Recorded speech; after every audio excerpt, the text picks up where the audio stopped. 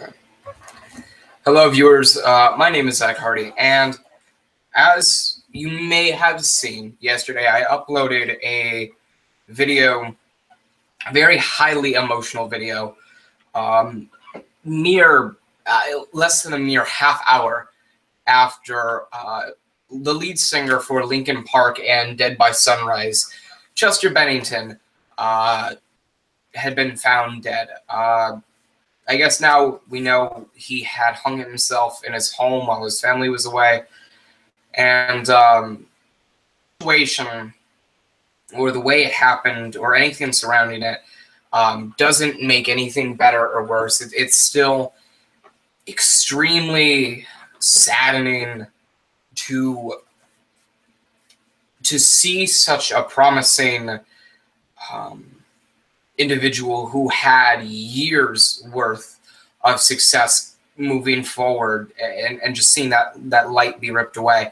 And I know that yesterday's video was very highly emotional, involved a lot of yelling and a lot of screaming at punching shit.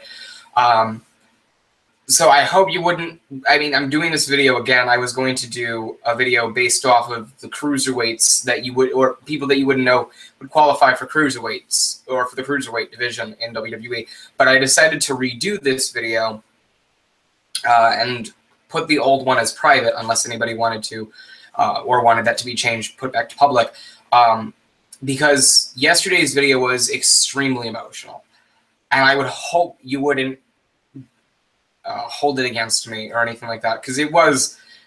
I think I read from the screen. It was like 22 minutes after I found out he had died, and probably 20 out of those past 22 minutes were me yelling and punching everything in sight, and the following two were me setting up a webcam to record. It was a tough pill to swallow. Primarily because, I mean, I've been very open with, talking about my past and talking about, the suicidal thoughts that I used to have. I obviously didn't have as many demons as some of these, more known, well-received or received, rock artists, and a lot of artists for that matter. I may not have as many demons as them, but I mean, I've been open with that. And I'm not going to go into too much discussion on that, because this isn't about me. This is about Chester Bennington. This is about a much bigger picture than just a legend in the rock industry and his death. I don't know. It's not even a case of it's extremely saddening. I'm now just very angry because, and this is not an anger of, God damn it, why did he have to die? Why does the world have to do this? It was more of a case of, okay, well, I was extremely upset and kind of distraught distraught after I had heard that Chris Cornell had passed away, obviously from suicide. But I wasn't saddened or upset per se after I had heard that Chester Bennington had died in the same way. I was more angry because I was thinking to myself, all right, it's been 2 months since I last saw this. Nobody should have to see two important figures in their lives die of suicide within such a short period of time. I know there are people that have suffered from that and have seen that, and I feel horrible for those people, but it's a horrible feeling. And yesterday I was, of course, saddened and upset, but that was after I was angry and annoyed at suicide and depression taking away yet another promising artist. I mean, I've talked about how my favorite band is Nirvana, and obviously Nirvana was fronted by Kurt Cobain, who killed himself in 1994.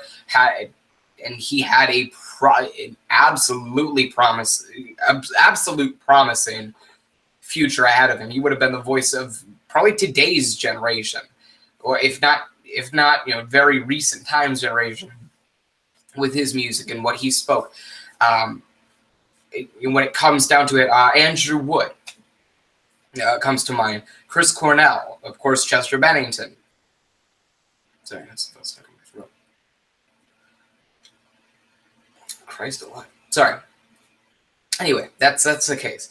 And it sucks. It just sucks. Because when it comes to, especially with rock stars, when they die young, and a lot of them tend to die relatively young, it's either one of two things. It's either they've committed suicide or they overdosed. It's virtually never, oh, they died of natural causes, or they even died of cancer, which sometimes I would assume would probably be much more comforting of a thought that they lost peacefully than in a horrible manner. But I'm sorry, I'm rambling. I'm still a little off put.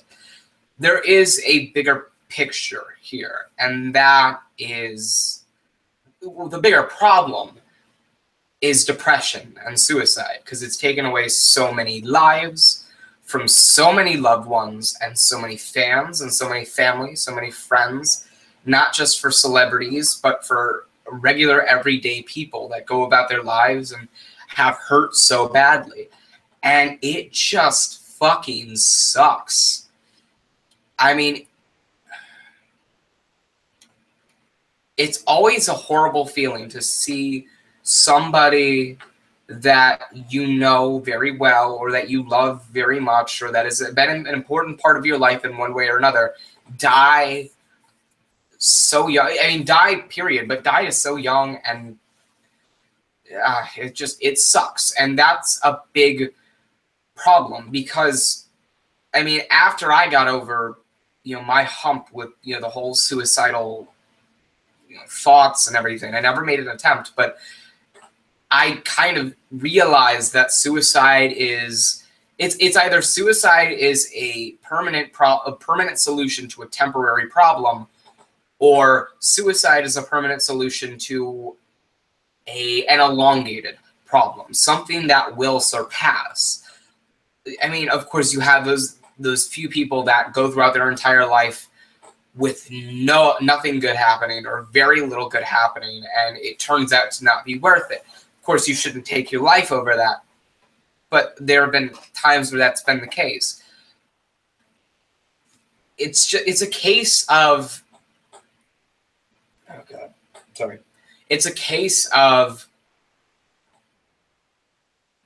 trying to get that one person, no matter who it may be,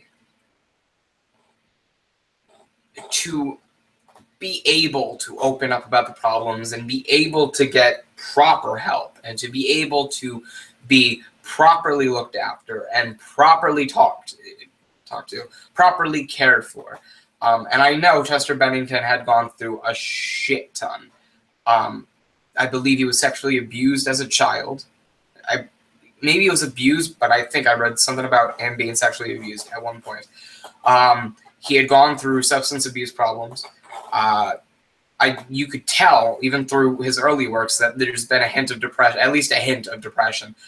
And I mean, in songs like even Heavy, but also Bleed It Out and Numb, and I mean, to an extent, some of the lyrics, and in the end, you could tell he was hurting. And I know not everybody can, I know it's not apparent in everybody that they're hurting, but if you know of someone who's gone through a rough time, if you know someone who has hurt before, talk to them, help them, make them feel like, or make them know and be there for them when they need you, that they can talk to you. That goes a long, long way. I tell you from personal matter. I've been on the receiving hand of people helping me, and I've been on the other hand where I've been the one giving the help. And no matter how much help you give them, I mean, there are some people that will still go forth with this idea that their life is going to just be a horrid wasteland for the rest of their existence. And at that point, unless there's some really strong fucking medication, there's no real stopping that. You can go to all the therapy you want, but sometimes there's no stopping somebody from doing this kind of deed per se, and it sucks. But overall, all the help that you can give that person goes a long, long fucking way. And with Chester Bennington, I guarantee you, if there were people that were constantly there, I mean, there may have been people that were always checking in on him and everything, but maybe if there was just one thing that somebody or something could have changed that could have helped him move on from this rough stint, the same with Chris Cornell and everybody else that has perished in this way, that would have made a huge difference.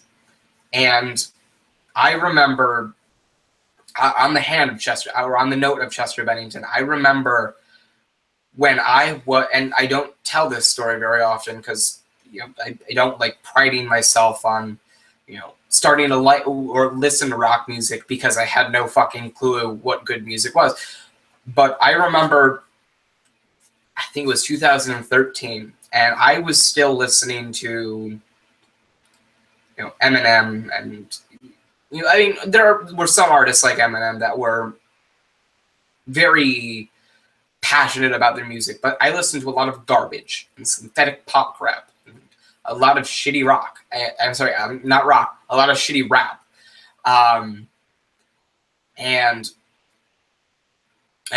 my mentor at the time before he and I became legitimate friends, and, you know, we feel like family now. But at the time when he was just my mentor and we were just starting out this whole mentoring process, he was obviously into, you know, rock, and I was this kid who liked Eminem and wore his hat backwards and so on and so forth. And there was this one song, he would refuse to play anything on the radio station other than rock, because, you know, it's his car, so he has the right to. And I heard In the End by Linkin Park. And before that, even when I was visiting my dad, he would play Linkin Park, you know, on a common occasion as well. But it was at that point where I was like, I actually know this song. It had been like 3 or 4 weeks, and I had heard a boatload of rock songs that I couldn't tell you who sung them. I couldn't tell you what the words were. I couldn't tell you what the title was. I couldn't tell you when it was released, even what era it was, what genre it was. And I knew exactly what that song was. And I went home and I listened to everything Linkin Park that I possibly could. And aside from The Hunting Party and Now One More Light, there was nothing that I didn't really enjoy from Linkin Park. And, you know, from then on, you know, I started getting into other bands and into other genres, and eventually I got into grunge and hard rock and so on and so forth. And even back when I had this very difficult time learning the names to some of these musicians, Chester Bennington was always one of the only like 3 or 4 names that I could get immediately. And it's still so surreal to type in Chester Bennington and know that most of the results, if not all the results, are going to talk about his death or his memory or his Wikipedia page saying he was born this day but died this day. And it's just extremely unfathomable to see what has come about. And of course, this is the bigger problem. Suicide and depression and you know, severe angst that a lot of people go through and a lot of people suffer from, and they really shouldn't. Nobody deserves to have to deal with this, or nobody deserves to suffer with this. I wouldn't wish depression or suicidal ideation or any of that, or the shit that I've dealt with. I wouldn't wish any of that on even my worst enemy. Somebody could kill my family right now. I wouldn't be two-faced. Joke. I'm joking. But I still wouldn't wish that upon them. I'd wish they'd spend the rest of their lives in jail, but that's just me. And if there was anything I could do to stop this from being such an issue, I would absolutely do it. If I could just lessen it as much as I possibly could, I would do whatever I possibly could do to be able to lower that. And it just, this whole situation sucks. And of course, my prayers and my thoughts and my condolences, and I only pray when it matters. And this, this is a big thing for me, because this is really Linkin Park, as cheesy as it may sound to some people that don't really consider Linkin Park all too rock, but Linkin Park is the band that got me into rock. I mean, Chris Cornell and his music, as well as Kurt Cobain's and their genre, is what made me respect rock, but Linkin Park is what got me into rock. And I credit them to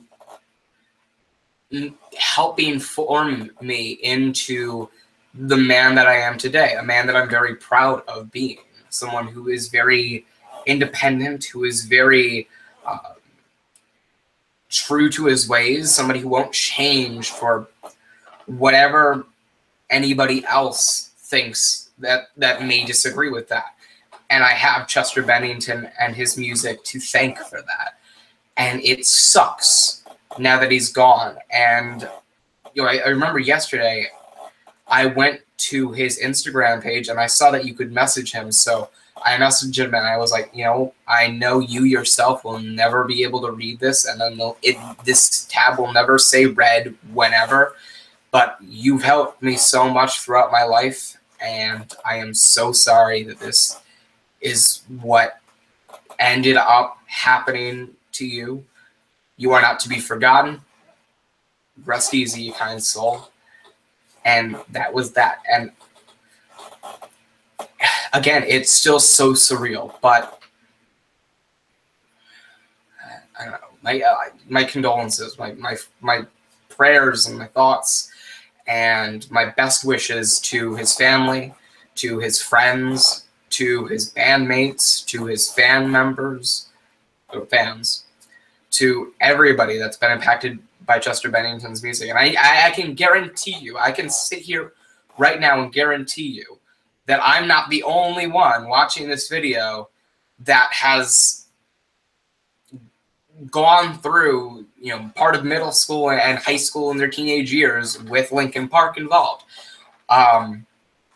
So I think I speak for all, or most of us, if not all of us, when I say that this is a tremendous loss. And at least for me, a part of my childhood died yesterday. And it's a part of my childhood that I'm very thankful for ever having the chance to be able to meet, ever being able to have the chance to experience. And at the same time, while it's a part of my childhood that I'm so thankful for being able to have, it's also a part of my childhood that I will most likely never be able to have in the same form again. And it's a chilling thought, but I guess that's the world we live in today. Depression and all of this horrible nonsense that everybody suffers from, that I feel so badly for them. And I have depression, but it's not as bad as it was. But for everybody that deals with this horrid bullshit, I feel badly for you, and I hope everything works out well. Suicide is not the option. And yeah, that's about that. So again, thank you, Chester Bennington, and thank you for everything. Thank you for molding me into the person that I am today.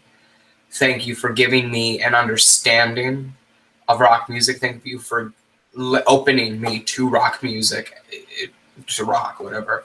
And to rock, for me, is a genre with passion behind its words. And I think that there are fewer bands and there are more so, or fewer artists and there are more so, that like Chester Bennington, that are passionate and that have meaning and passion behind their words.